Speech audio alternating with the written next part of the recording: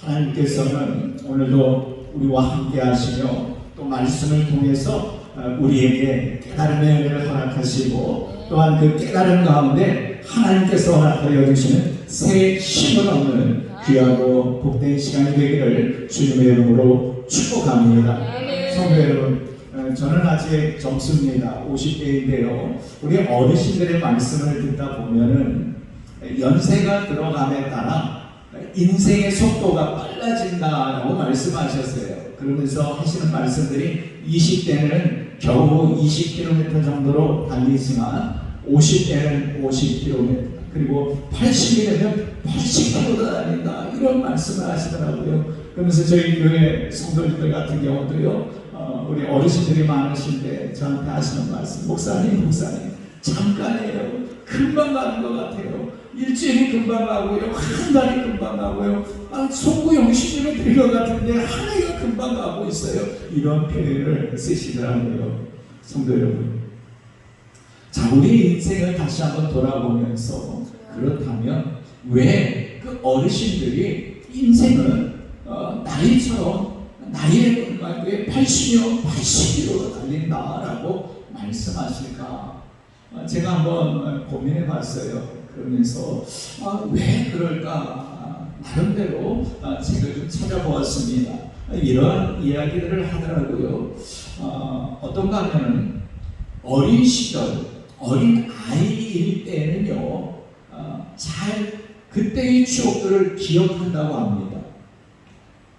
그러면서 우리 어르신들 이렇게 이야기하는 거 보면 내가 7살 때는, 내가 10살 때는, 내가 6살 때, 심지어 6살 때까지 기억을 하고서 말씀을 해주시는 분들이 계세요. 그런데 그분들 말씀 가만히 듣다 보면요, 1년 전에 혹은 2년 전에 5년 전에 이 기억이 까물까물한 것을 제가 좀 느끼거든요. 과연 왜 그렇겠습니까? 어릴 때는요, 모든 것이 새로워요. 그래서 호기심으로 바라보는 거예요. 모든 것이 새롭게 시작하는 거예요. 입학도 그렇고요, 취업도 그렇고요, 연애도 또한 결혼도 계속해서 처음 하는 거기 때문에 계속해서 기억하고 또 기억하고, 새롭다, 이런 것도 있구나, 배우면서 나아가는 것이 어린 시절입니다. 그런데 이제 나이가 들고 연세가 드시면서는요, 내 인생 어제가 오늘 같고 오늘이 내일 같고 내일이 모레 같고 똑같이 그렇게 지나고 흐르는 인생 같기 때문에 거기에 대해서 의미를 두지 않는다라는 거예요. 의미를 두지 않기 때문에 매일매일의 삶이 똑같은 삶 같고, 그렇기 때문에 계속해서 그냥 지나가는 삶으로 받아들인다는 것을 깨달았습니다. 그렇습니다. 우리 역시도요, 영적으로 날마다 새로워지기 위해서는 아침에 일어나서 하나님께서 과연 오늘 내게 어떠한 말씀을 주실까? 하나님께서 내게 원하시는 나의 삶은 무엇인가?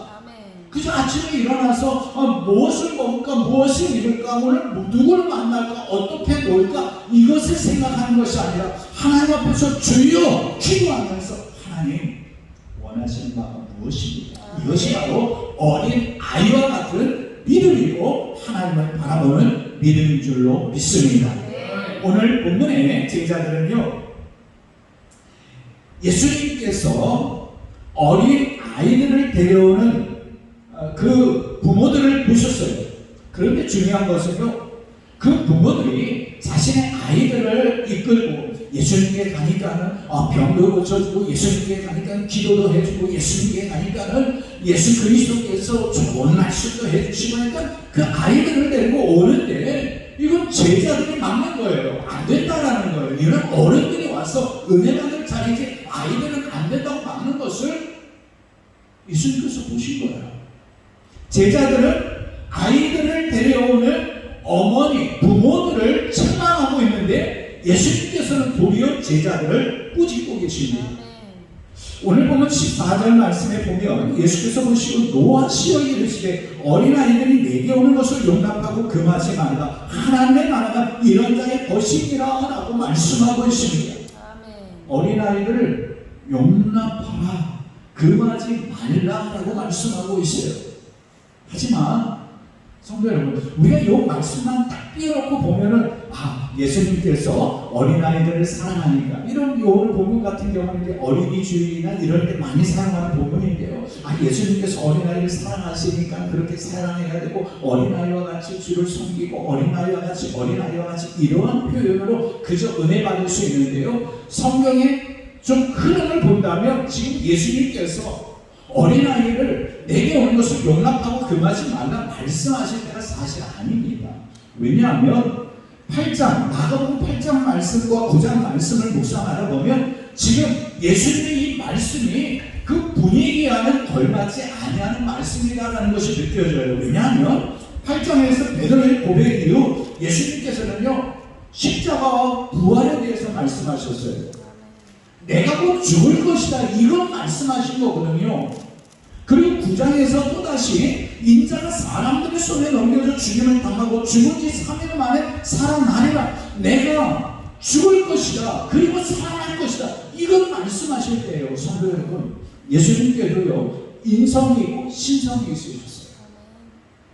때문에 본인이 이제 곧 십자가를 지셔야 할 상황,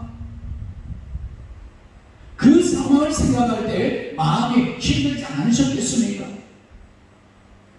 제자들의 십자가를 말씀하실 때 물론 세상 죄를 지기 위해 십자가를 지는 것이지만 그 외침 속에는 또 그 마음의 심정이 느껴지지 않습니까? 여러분 한번 생각해 보세요. 내가 어떠한 일로 당장에 내일 무슨 일, 어려운 일, 힘든 일, 상황이 펼쳐질 것인데 그 상황 속에서 어린아이들은 내가 오는 것 용납하고 금하지 마, 그렇게 말할 수 있겠습니까?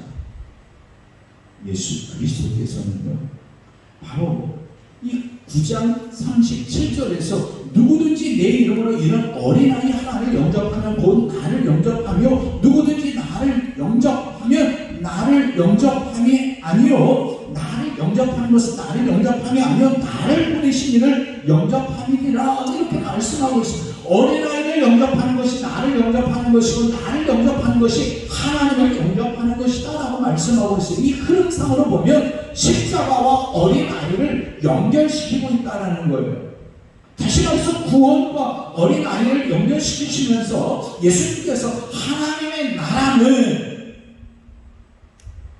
어린아이와 같은 자들이 들어갈 수 있다, 그렇지 않으면 결단코 들어갈 수 없다라고 말씀하고 계신 것입니다. 그리고 오늘 본문에서 이 내용, 어린아이가 등장하는 거예요.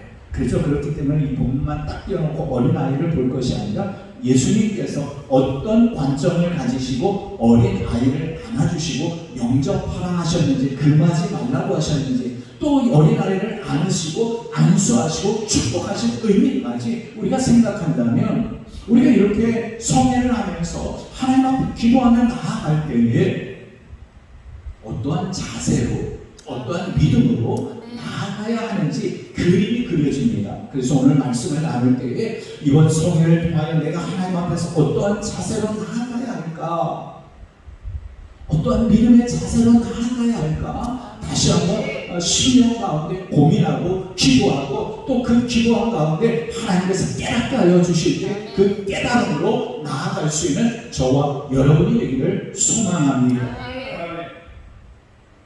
예수님께서는 어린아이들이 내게 오는 것을 용납하고 금하지 말라라고 말씀하시는데, 한번 생각해 보세요. 그 말씀을 듣는 제자들의 마음 한번 우리가 생각해 본다면,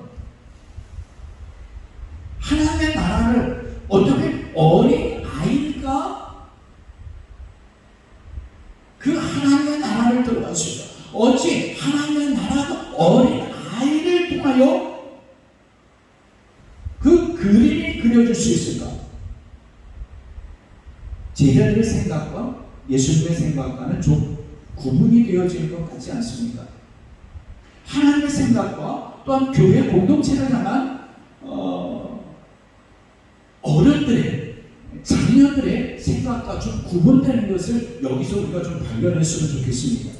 저들의 모습에서, 저들의 제자들의 생각 속에서는 어린아이는 지금 요 모임 속에 아무런 득이 되지 않는다라는 거예요. 어른 같으면 그래도 집회 참여하면서 헌금도 하고, 어른 같으면 열심히 헌신도 하고 주방에서 봉사도 하고 막 그럴 텐데, 아이예요. 엄마 손에 이끌려온 아이예요. 득이 될 게 하나도 없어요. 저들에게는 능력도 없어요. 경험도 부족해요. 문제투성입니다. 했다면 사고만 쳐요. 스스로 할 수 있는 것은 하나도 없는 어린 아이예요. 그래서 제자들은 너희들은 필요 없다. 너희들은 이건 올 자리가 안 된다. 어른들, 힘 있는 자, 능력 있는 자, 권능 있는 자, 이러한 자들만 원했던 것이고, 저들의 마음은요, 예수님 어린아이들이 오는 것을 용납하라고 그러시는데 지금 어른들도 앉을 자리가 없어요. 예수님, 어른들이 많이 모여야 합니다. 어린아이들을 용납할 수 없습니다. 어린아이들의 자리는 지금 없습니다. 천국은 뭔가 힘있게 능력있게 해낼 수 있는 어른들의 소유물이지 않습니까? 예수님, 하나님 나라 교회 성장의 비결은 어린이에게 있는 것이 아니라 장년에게 있습니다. 예수님께서는 말씀만 전하시기 때문에 잘 모르지만 어른들이 더 많이 와야 됩니다. 이런 말을 제자들이 하고 싶지 않았겠습니까? 그럼에도 불구하고 예수님은 어린이들을 용납하라. 내게 온 것을 금하지 말라 말씀하고 있습니다. 심지어 하나님의 나라는 어린 아이와 같이 받들어야 한다라고 말씀하고 있습니다.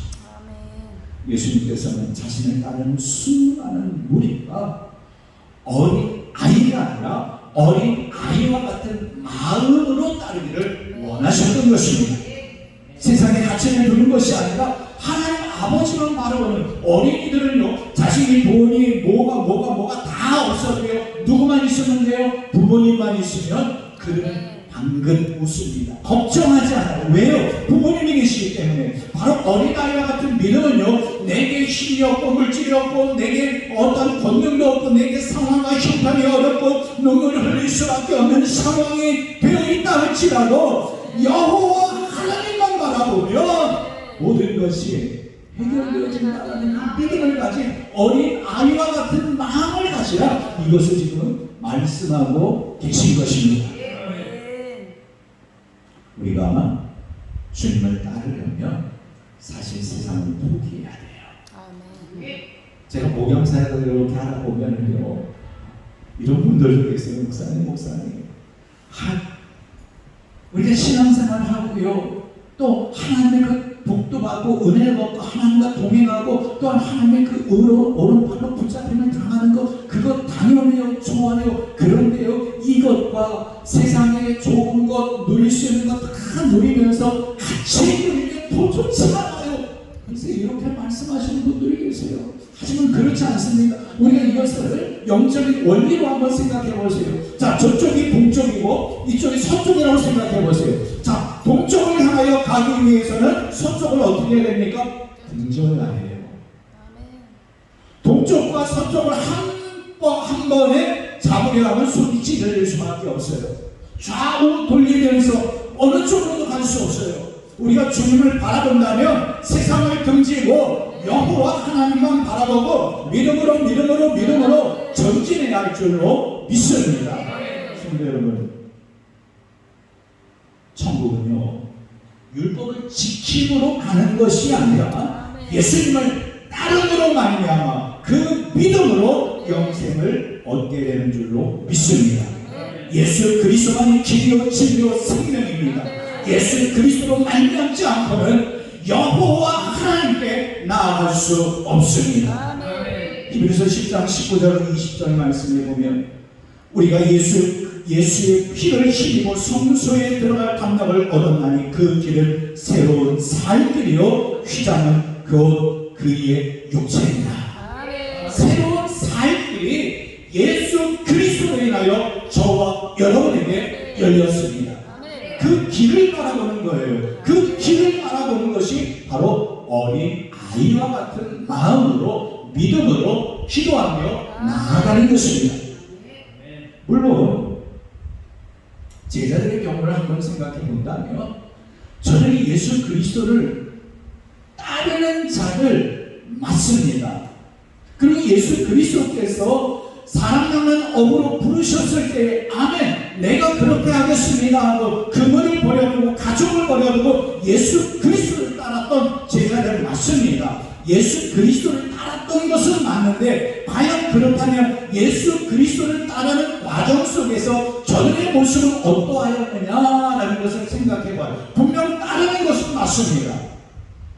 그러나 저들의 대화들을 성경 이곳저곳 살펴보면 내가 먼저 예수님께 부름 받았다. 아니다 내가 더 열심을 내고 있다. 아니다 내가 예수님께 더 사랑을 받고 있다. 서로 누가 높은지 싸우고 있다고요.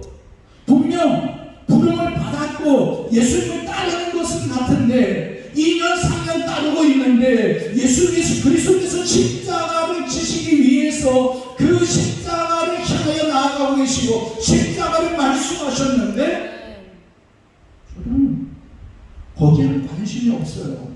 예수님께서 말씀하시는 의도에는 관심이 없어요. 야, 누가 더 크지? 누가 더 예수님께 사랑받지? 자, 그럼 우리 중에 누가 제일 힘이 세지? 누가 권력이 있지? 지금 이거 갖고 다투고 있습니다.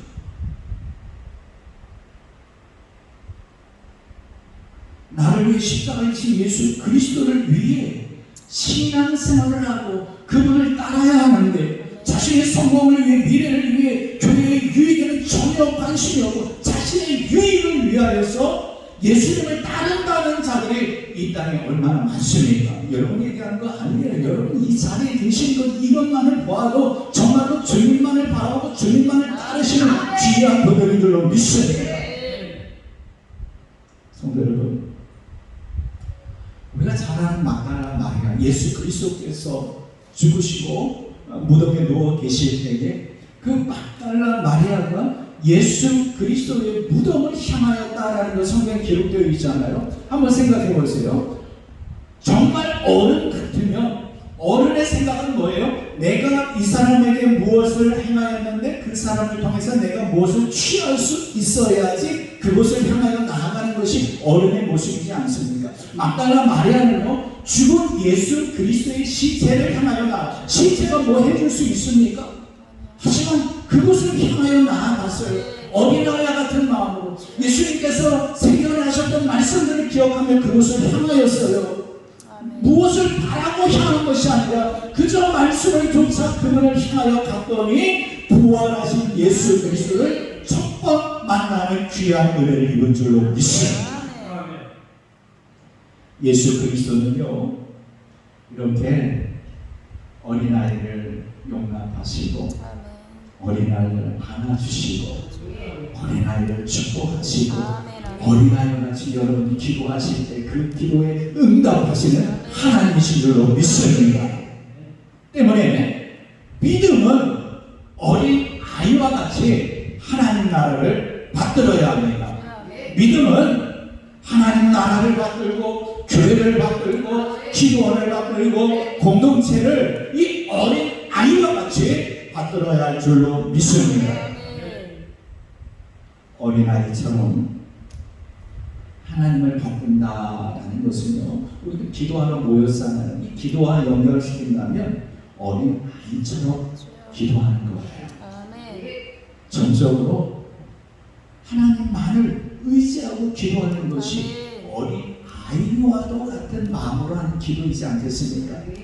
제가 초등학교 다닐 때 제 여동생이 둘이 있었어요. 가정예배를 드리는데 참 그때 재밌었던 추억들이 좀 많은데 그 중에 하나가 아직도 우리 장성했지만 우리 식구들 모여서 그때 얘기하면서 웃는 이야기가 하나 있는데 이제 가족이 이제 함께 예배하면서 기도하면 돌아가면서 기도하는 거예요. 애들이 뭐 기도할 줄 알겠어요.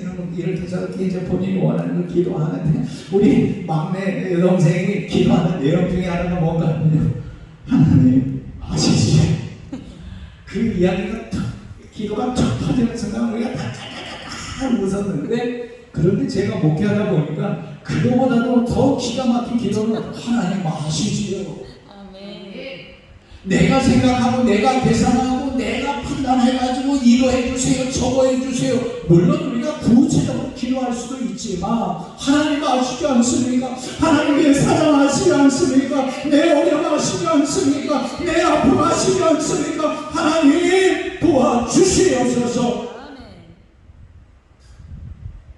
내가 해결하려했지, 내가 병원도 다녀봤지만, 내가 이 사람 저 사람에게 물어봤지만 하나님은 다 쓸데없어요. 하나님 도와주셔야 돼요. 하나님 이끌어 주셔야 돼요. 아버지 하나님 도와주세요. 이렇게 기도하는 것이 바로 어린아이와 같은 기도의 자세 아니겠습니까? 성도 여러분,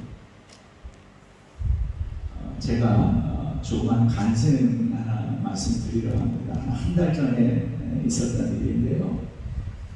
저는 목양사역하면서 여태까지 뭐 교회 물품을 구매하던 뭐 이제 교회 어떤 수리를 하던 뭐 작정 헌금합시다 이런 이야기 사실 13년 이 교회에서 제가 목회하는 교회에서 13년 정도 됐는데 한 번도 이야기한 적이 없었거든요. 근데 이제 저희가 식당이 교회 식당이 지하인데 그저 밥상 펴놓고 먹는 뭐 그렇게 돼 있는 식당이 있었는데 우리 권사님들이 제가 10년 전에 이렇게 만나뵐 때는 그래도 뭐 부지런히 일하는다 부잡다 하면서 식사를 나누고 식사를 했는데 한 달 전에 이렇게 뵈니까는 80이 넘으시니까 이제 앉으는데도 펴펴 앉으시고 그 앉으시는 것까지는 괜찮은데 일었을 때는요 이리 밑으로 잘 이렇게 해서 올라오고 일어서시는데 제 마음이 너무 아픈 거예요.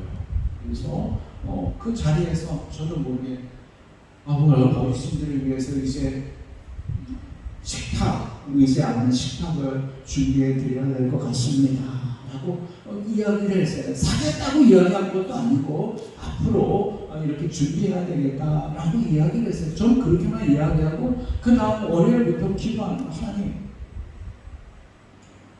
우리 어르신들을 위해서 어떻게 해야 됩니까?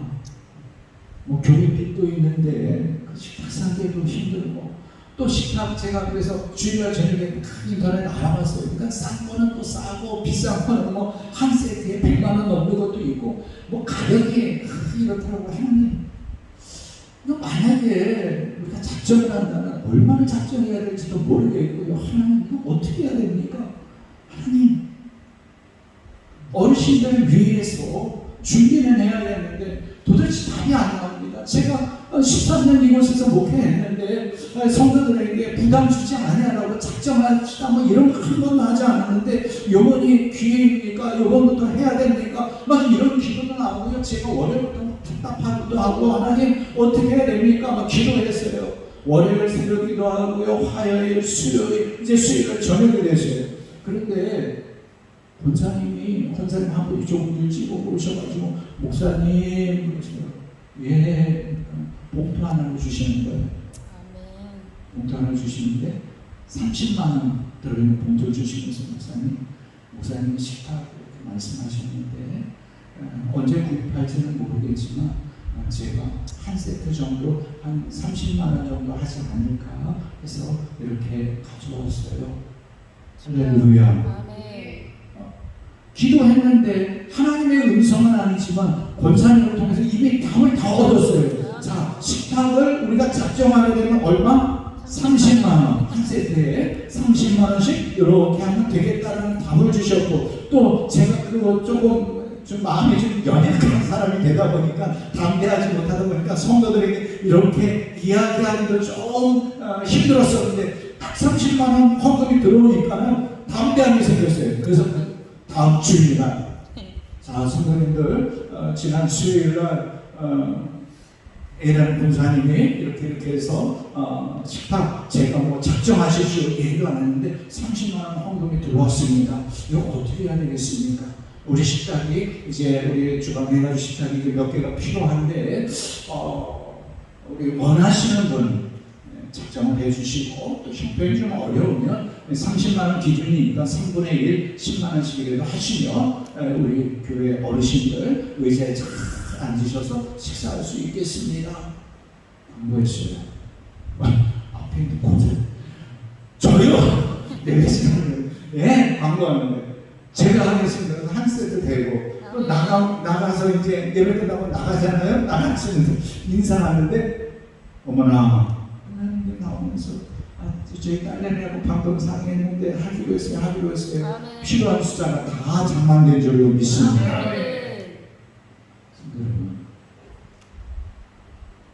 제가 뭐 목회를 뭐 잘하는 목사가 되고 계산을 잘하는 목사가 되고 해서 이제 우리 주방에 몇 세트가 식당에 필요하고 그것을 필요한데 어떻게 작정시키고 막 이런 거를 제 머리로 계획하지 않고 그저 어린아이처럼 하나님 도대체 어떻게 해야 됩니까? 제 성격 갖고 이게 입술로 나오지도 않는데 어떻게 해야 됩니까? 기도하는데 그 길을 하나님께서 열어주신 줄로 믿습니다.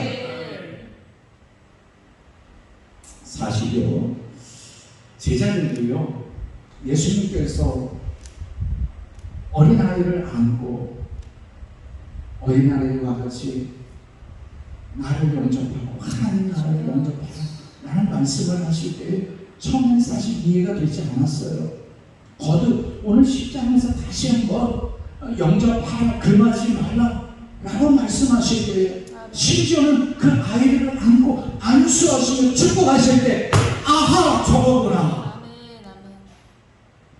우리가 나이가 들고 어른다워지는 것이 아니라 어른처럼 이거 계산하고 저거 계산하시는데 예수님께서는 어린 아이와 같은 마음을 가지고 나를 섬기고 하나님 나라를 섬겨가는 것을 우리에게 말씀해 주시는구나. 그것을 제자들이 깨닫게 된 것입니다. 성도 여러분, 사무엘하 19장 31절 이하에 보면 여러분도 잘 아시는 다윗과 바르실레의 이야기가 나옵니다. 이 다윗이 압살롬의 반역으로 이제 쫓겨갔다가 이 반란이 어느 정도 정리되면서 돌아올 때의 일이에요. 사실 이 바르실레는요, 압살롬을 피해 다윗 왕이 도망갈 때 마하나임에서 바르실레가 왕과 그의 백성들에게 먹을 것을 지원해 주었던 인물인데요. 이 사무엘하 19장 말씀에 보면 그 나이가 80세였다라고 말씀하고 있어요. 제가 그 장면을 이렇게 묵상하면서 생각해 봤어요. 80세라면요, 인생 살 만큼 사셨고 계산도 할 만큼 할 수 있는 그런 연생이지 않습니까? 그런데 이제 모든 승리를 하고 돌아오는 다윗이 아니라 압살롬에 의하여 피신하고 도망하는 것, 다시 말해서 심 없는 다윗에게 그와 함께한 자들에게 먹을 것을 주고 그를 도왔던 인물이 바르실레. 그래서 다시 이제 다윗 왕이 궁으로 돌아갈 때에 만났어요. 그래서 다시 공개하는 그 장면이 나오는데, 그럴 때 다윗 왕이 함께 가서 궁에서 함께 가서 그곳에서 누릴 것을 이야기했는데 바르실레는 이제 그의 아들을 보냅니다. 김함이라는 아들을 보냈는데 그 말씀에 보면 그 아들을 보낼 때에 이제 다윗 왕이 이런 표현을 해요. 사무엘하 19장 38절 말씀에 보면 왕이 대답하되 김함이 나와 함께 건너가니 나는 네가 좋아하는 대로 그에게 베풀겠고 또 네가 내게 구하는 것은 다 너를 위하여 시행하리라. 아멘. 자, 사무엘하 19장 38절 말씀에요, 다윗 왕이 그 김함에게 내가 어떻게 하겠다라는 것을 약속하는데, 이 내용을 가만히 제가 묵상하다 보니까요, 어느 날 제 마음에 야, 이게 기도 응답의 약속이구나. 아멘. 우리가 바르실레처럼 정말로 어린 아이와 같은 마음, 80세 나이이지만 정말로 어린아이 같은 계산하지 아니하고 그가 쫓기는 것인지 그가 패한 것인지 그가 망하는 것인지 그가 바라보지 아니하고 다윗 왕을 섬겼더니 그를 통하여, 다시 말해서 우리가 하나님을 섬겼더니 하나님께서 하나님께 기도하였더니 계산하지 아니하고 형편 살피지 아니하고 나의 부족과 나의 연약함을 그대로 내려놓으면서 기도하였더니 어떠한 말씀이에요? 나는 내가 좋아하는 대로 베풀겠고. 할렐루야. 여러분들이 기도하실 때 여러분들이 좋아하는 대로 하나님께서 베푸시기를 축복합니다. 또 뭐라고요? 내가 내게 구하는 것은 다 너를 위하여 시행하리라. 지금까지 바르실레는 계산하지 않았어요. 그것을 원하고 섬긴 것도 아니에요. 자, 어린 아이와 같은 마음으로 섬겼고, 우리가 어린 아이와 같은 마음으로 기도하였고, 어린 아이와 같은 마음으로 하나님의 능력만을 바라보고, 하나님의 치유만을 바라보고, 하나님의 해결만을 바라보고 기도하였더니 내가 좋은 대로, 내가 원하는 대로, 내가 구하는 대로 내가 너에게 주리라. 오늘 이 아침, 오늘 이 시간을 통하여서 우리에게 허락하신 줄로 믿습니다. 사랑하는 성도 여러분, 80세 노인이었지만 어린아이처럼 섬겼던 바르실레처럼 하나님 나라를 이 어린 아이와 같은 마음으로 숨기고, 또 여러분들이 기도하실 때 어린 아이와 같은 마음, 내가 다 계산해놓고 마지막 결론을 주님 하세요가 아니라, 그 계산하는 것이 아니라 그 계산 자체로 주님께 맡기면서, 주님 어떻게 하면 좋겠습니까? 나는 할 수 없어요. 나는 이룰 수가 없어요. 주님 알려주셔야 합니다. 하며 우리가 기도한다면 하나님께서 바로 그 은혜로 우리에게 응답하시고 치료해 주시고 역사해 주시고 기적을 일으켜 주실 줄로 믿습니다. 이 시간 우리 한 마음으로 잠시 기도하며 나아가도록